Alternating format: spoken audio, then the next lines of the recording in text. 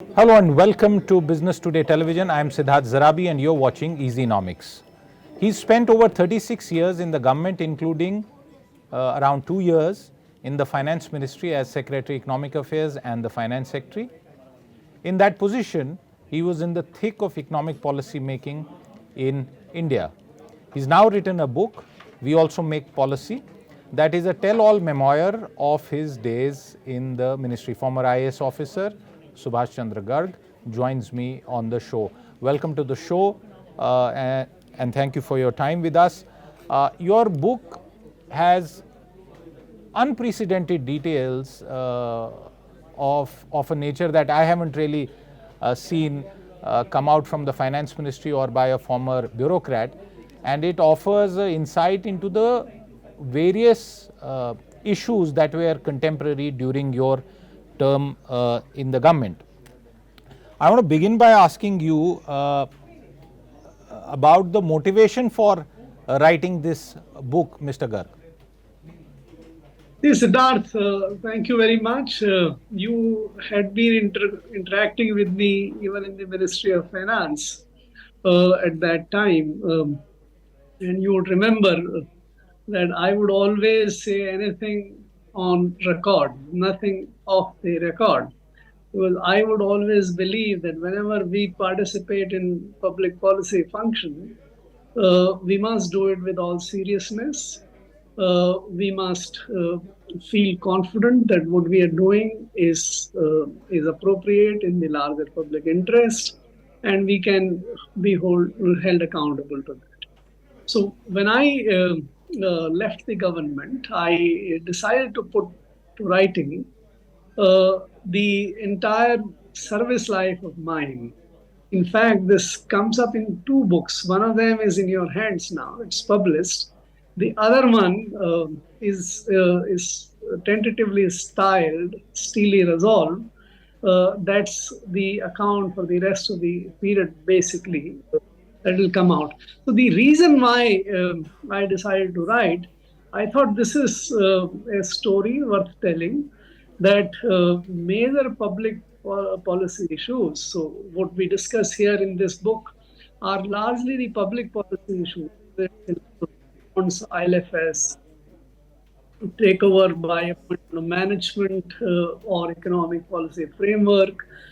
You have enormous amount of major issues.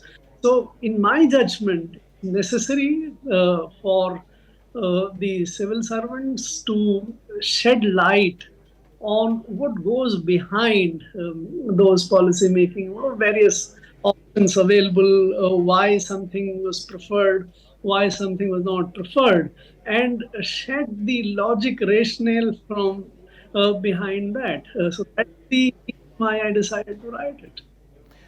Mr. Garg, I have gone through the e-copy, the PDF, and one of the things that comes out is that this is your version of various very significant, very important decisions and movements in the finance ministry and the broader government of India. What would you say to those who would say that this is only your account and many of the people serving and retired as well as other functionaries who have been spoken about in the book have not had an occasion to offer their point of view on what you write? So I've tried to be very truthful and fair in recounting the issues or deliberations or goings on in connection with the issues, as much with fairness as I could.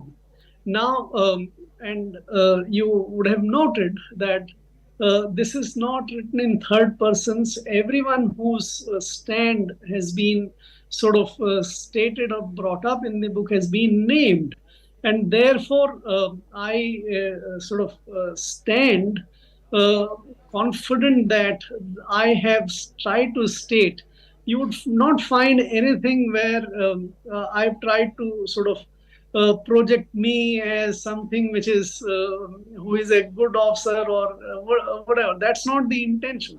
If you if your reading tells me that something particular is trying to project me as holier than thou or in better, I would be able to to comment on it. But my response to what you said about others, now I think it's in the public domain. The book is there. Whatever I had to say, I have said.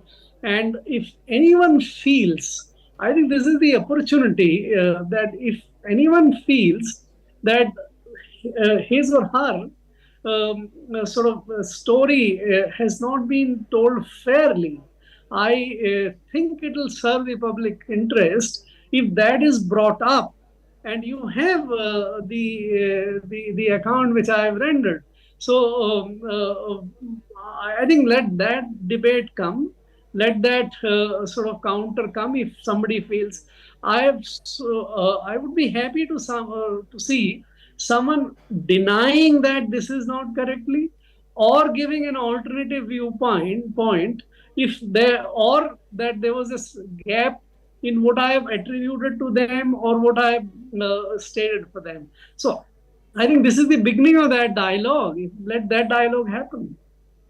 Okay, since you say that you want to generate that dialogue, let me begin with one of the bits of portions of the book which has sort of hit the headlines, and this is the claim that you make that Prime Minister Narendra Modi lost his cool with the then RBI Governor Dr. Urjit Patel in a meeting, and you describe the meeting from your point of view.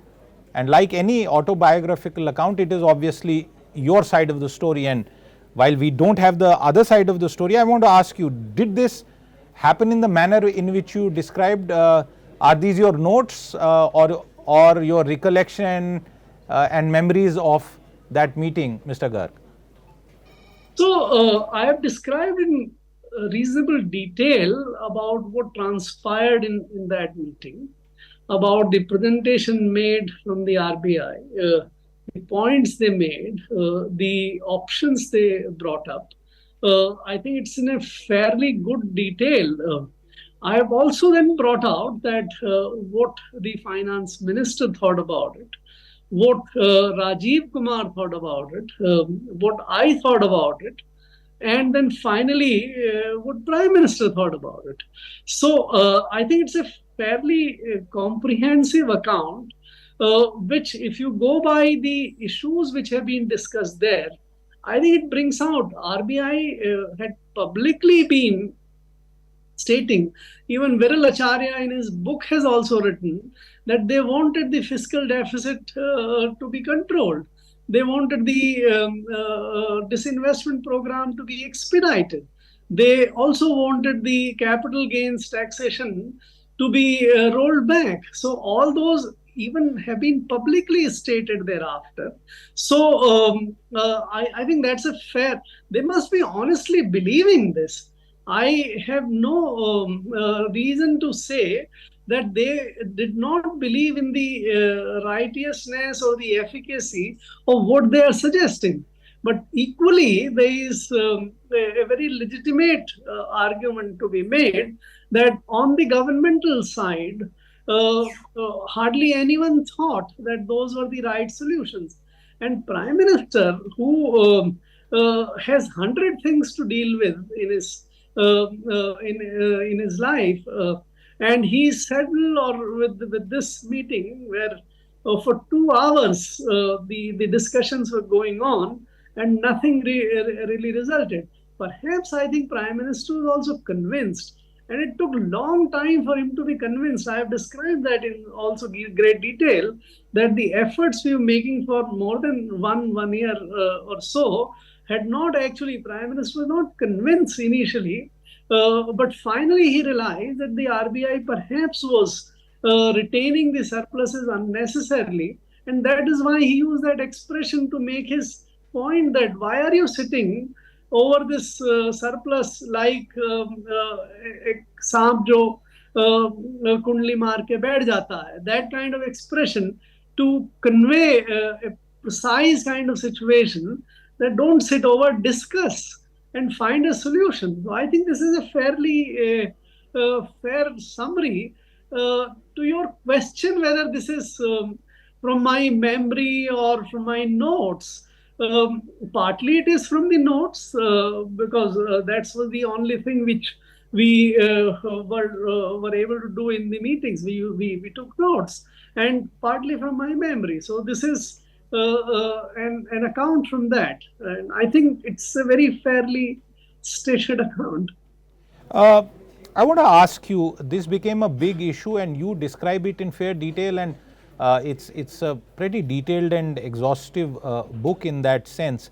But why did this emerge as an issue, Mr. Garg? And I ask you this because it's not the first time that a surplus was transferred by the RBI to the central government. It happens every year and has been happening for decades, perhaps ever since RBI came into existence. Why did it become an issue? Because one of the points of view that came out at that time was, oh, the government of India is desperate for money and it is trying to extract more and more from the RBI to control the deficit. And the other side said, well, you shouldn't do this, you can't raid the RBI's coffers to that extent. So why did it become an issue at this point of time? Because surplus transfers have been happening on the routine every year. So I'm glad, Siddharth, you raised this issue. See, the RBI Act provides very clear that all surpluses, after making some provisions which the bankers would make in normal course, is what belongs to the government. And routinely, as you noted rightly, over many years, 100% of that surplus has been transferred to the government after retaining some small part for the RBI's provisions and reserves. But sometime in the early 2000, there was an intent for the RBI to retain a part of the surplus, and then it started becoming an issue as well. And even around 2011, 2012 or so, this had become one of the committee had gone into it. This was decided that they were holding more than what is required, and therefore, for 3 years, 100% of the surplus was transferred. Now, come to 2014-15 or so, again there was a very serious attempt from the Reserve Bank side to sort of retain a good part of the reserves for itself, and that is what became the bone of contention. The reason government legitimately believed that this entire surplus belongs to the government, and here was RBI who tried to create an economic capital framework to retain as much of the surplus as was possible. That was the reason why this became such an issue. And ultimately, when they retained for 2016-17, they retained money for next year. They also retained. Then that is where this committee was constituted.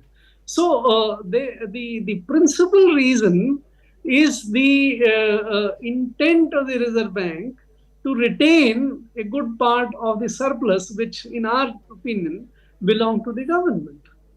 Has that debate been settled? You make a reference to that in the chapter regarding this, but for the benefit of the average viewer, because it's also a bit of a complicated issue, has that debate about, been settled? No.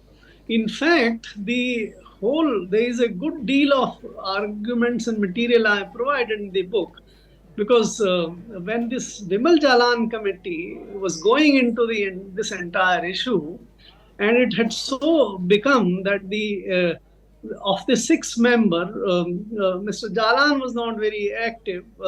The remaining four had sort of taken a view in favor of what the RBI's demand was, and I was a lone ranger, speaking from the government point of view. I said, fair enough, if you have come to this conclusion, which in my judgment was wrong, that you should retain this much or of the reserves for the Reserve Bank of India, then I must have a right to put a decent note. And the uncomfortableness, if I may put it that, of the majority to even have my dissent note on the report is what led to these tensions where I have described in great detail, where finance minister asking me not to file the dissent note. And I said, no, I would file because I strongly feel for it, but only in the situation where the government feels that its interest is not being protected by my dissent note, and the government gives me in writing that if you Right. file, if you don't make a dissent note, then Okay. only I, and I would put it reason that I have disagreement with it, but as government has directed me, then I don't have. But that direction never came. So the tussle or the conflict between the different positions, I don't even been resolved. So Vimal Talan committee came up with a solution, which is not perfect solution in my judgment, which has been bypassed later after the report came by doing certain other. I can describe that in detail if we have time. And the government was paid 1.76 lakh crores of the profits, despite that much profit not being there. And even in later years, sometimes less, sometimes more than 100% of the normal. So the tussle goes on. I don't think this issue is settled for good even now. In corporate terms, perhaps shareholders demanding more dividends from the operating company, and some of rare actually debates that happen is a very simplistic way to understand this. I But must point on this yes, issue. The Reserve Bank and the government relationship is not that of the sponsor or the owners and the corporates. RBI earns every single rupee of profit because of the government's decision to transfer the right to print currency and issue it without in a costless manner. It's the government's sovereign authority which is used by the Reserve Bank to generate profit. It's not corporate who is generating profit by doing a business with lot of it's not that. So it does belong, the profits does belong to the government. yeah, that's why I said that it's a simplistic way of trying to get the average viewer to understand this.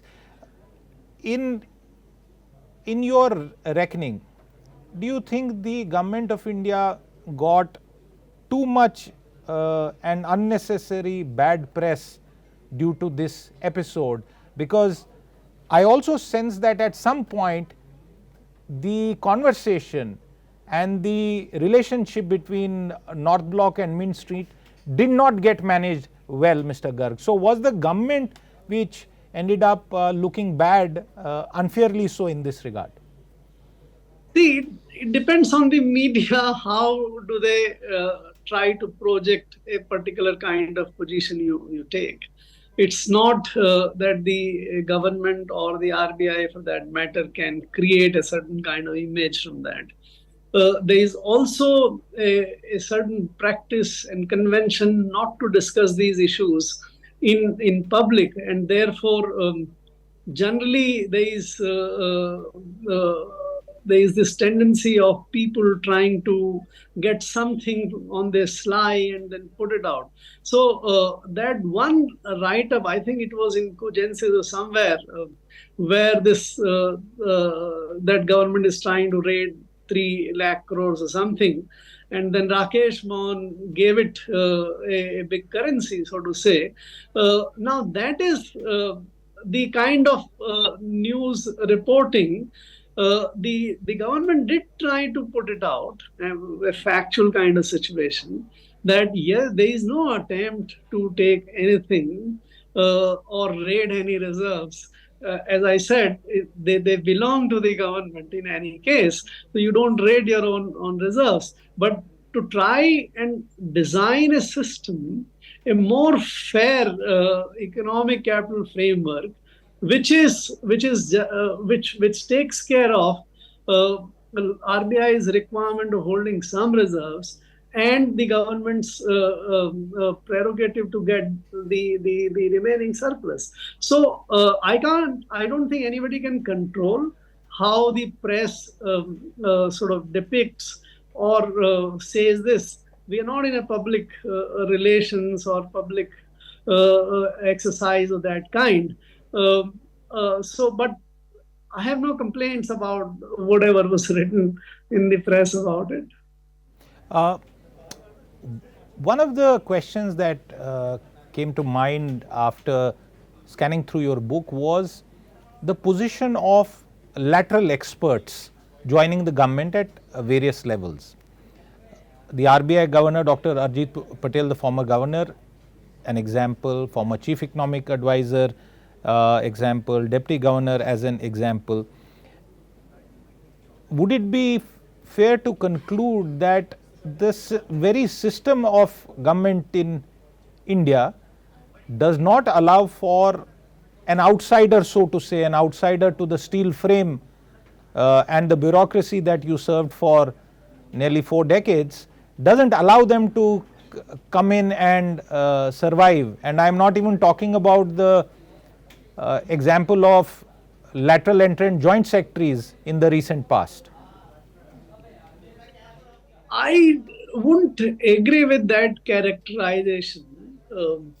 As economic management, as monetary management becomes more and more complex, globally integrated, you need experts to help the government in making the right kind of decisions. Civil servants, despite however sincere they are, the kind of experiences they bring, perhaps don't have that kind of knowledge and expertise in many of these matters. And therefore, to my mind, a mix of the diligent civil servants and the expert outsiders in the respective field is very necessary.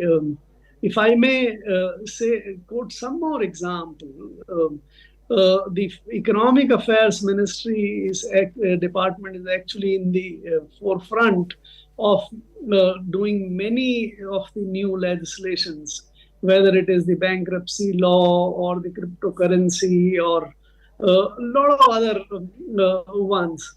And since we did not have that expertise in the finance ministry, and you don't require certain kind of expertise for 30 to 35 years, then the best solution we also designed was to hire the experts through NIPFP, through IGDAIR and others. So I think a combination, a good mix of the civil servants and the outside expert is necessary. I don't think saying that only experts can run the markets or the governments or economy better, or only the civil servants can be trusted to do it. That either situation is perhaps not the best situation. Uh, it's a very exhaustive book, Mr. Garg, but I want to take a couple of points in the time that we have left with us. And this is the portion where you speak about that the government still invests more than it disinvests. And in conjunction with the asset monetization program, privatization, disinvestment, and dovetailed with what is happening as far as his infrastructure is concerned. Why do you think this is happening? Because when we speak to people in government at various levels, nobody really wants to create yet another public sector undertaking. What's your view on this? See, I think the government is losing enthusiasm for privatizing and monetizing public asset. There was a very But good may I interrupt you? May I interrupt you? Why would you say that, losing enthusiasm? Because the Modi government, and you would agree with me, will go down in history as taking one of the bravest decisions to disinvest Air India. It didn't succeed in the first attempt, but I would say that the Prime Minister put a lot of political capital behind that, and we today have a Air India which hopefully will soon take off properly. So that is the one good, very good example of the privatization of Air India. In fact, Prime Minister Modi began with a much more and much bigger agenda, encapsulated in the notion of minimum government, maximum governance. The fact that the EPAM was set up, the fact that the monetization or disinvestment program was ramped up in 2018, 19, and 17, 18, about a lakh crore each year was raised through disinvestment. So that is the testimony of sort of this desire that government is not required to be in the business. It's not in the business of the government to run business. I think that notion, and in 2021 budget also, that ambitious program to sort of privatize two banks and an insurance company was all announced. So if you look at this was fabulous. This was ambitious. But when I said that it's losing, I think the watershed is again 2021-22. If you look after that, there is no privatization. In fact, the disinvestment program has virtually got stalled. One of the lowest earnings which have come from the disinvestment is in last 3 years. So if you go only by the statistics, the data, the fact, I don't think you can escape drawing this conclusion that the government in last 3 years have literally sort of taken off from the privatization disinvestment program. On the contrary, in the notion of raising the capital expenditure in last 2.5 years, the public sector is actually expanding. So you have massive investment going through railways. You have massive investment going through road sector. Not wrong in the sense, but as such, because this capital expenditure is better than the revenue expenditure. But the kind of capital expenditure we make and the kind of returns it generates, these are also literally very poor asset returns yielding capital, the investment. And that is borne out in data. I have written elsewhere, because this was not the book which covered the period after 2020. I have written several pieces that how the investment program has mushroomed and the disinvestment and privatization has got virtually collapsed in last 3 years. Okay, there's a lot of detail that you offer, and I must say that this is your account, like you have told us from your recollection, from your memory, from your notes, and uh, I wonder if there will be a response to many of the issues that you raise, including the people. But as I wind down this conversation, I have to ask you about what we discussed right at the start. Most of the things are what you have said, especially some of the more controversial or contentious issues that you have brought out to light. As a bureaucrat, do you think you have violated any confidentiality or brought out secrets that you are not supposed to bring out in this book? See, Siddharth, my strong belief is that we are all public servants, uh, from the highest level to the lowest level in government. And we deal with the public issues. and therefore how the public issues are dealt with and what goes behind in making those decisions. I think public has every right to know. That's why we have the Right to Information Act, and those things have also been brought out. Many of the things where you what you find in the book have actually been obtained by people in through the RTI and otherwise. The electoral bonds issue, which you would find comprehensive detail here, the people have taken copies of those note sheets and the so. And whenever we act in those public issues and matters, whether in meetings or in deliberations or on file or whatever, I don't think we have any sort of ethical or personal angles on that, and But therefore I don't but think. Mr. Garg, allow me to ask you this. Uh, what would you say to those who would say that in their reading this book seems to be an attempt to give yourself a clean sheet?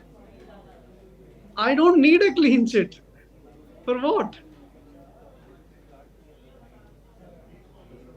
For what do I need a clean sheet?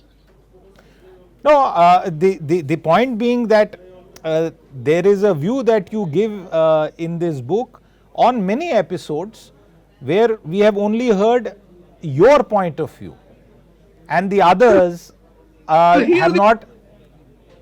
Please go ahead. so please hear the other, if there is any. Why don't you ask if you feel that in some chapter or something there might be a contrary viewpoint? Ask the gentleman or the lady to come and discuss with you.